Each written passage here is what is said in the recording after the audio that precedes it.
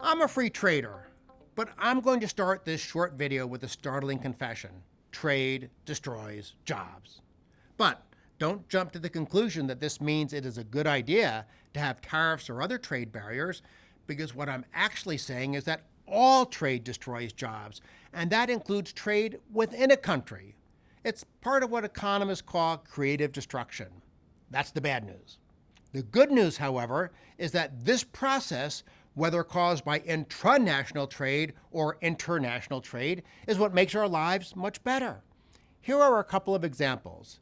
Imagine what happened to the candle making industry or the whale oil industry when the electric light bulb was invented and then made available to consumers. Factories closed, ships were sidelined, and many people were thrown out of work. But does anyone think we'd be better off today if light bulbs were banned? Another example is how the invention of the automobile wreaked havoc with the horse and buggy industry. Just think of all the people who lost jobs, ranging from blacksmiths to carriage makers. That being said, does anyone think we'd be better off today if cars were banned? More recently, personal computers decimated the typewriter industry. That doubtlessly had a very harsh impact on some people.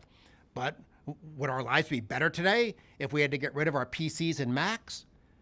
Let's look at creative destruction that's caused by international trade rather than intranational trade. A big chunk of the U.S. textile industry, for instance, was displaced by overseas competition. Should we try to turn back the clock and bring those low-wage jobs back to America? More broadly, think of all the destruction that was caused by the huge increase in global trade in recent decades. On the plus side, we've become much richer and the world has become much richer thanks to trade and globalization. But let's never forget that there are people who, through no fault of their own, wind up losing their jobs or businesses when the economy changes and expands. Indeed, I feel much more sympathy for them than I do for politicians. When someone in Washington loses an election, they can become a lobbyist and rake in the cash, so they have no idea how the real world can be difficult.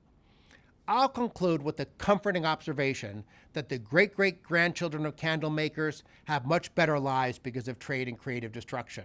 The same is true for the great-grandchildren of blacksmiths and the children and grandchildren of typewriter makers. And it's also true for the descendants of those hurt by trade, which explains why it's always a good idea to have pro-growth policy. Whether creative destruction happens from within or without, we want a dynamic economy, so there's always another opportunity.